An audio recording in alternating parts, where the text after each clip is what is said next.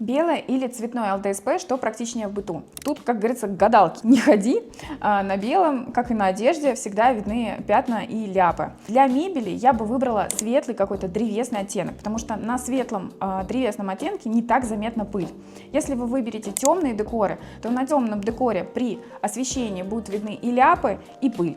Поэтому здесь уже смотрите по тому, какая вы хозяйка, готовы ли вы тратить время на уборку, потому что на светлом ЛДСП оно может 2 недели копиться, и ничего не будет.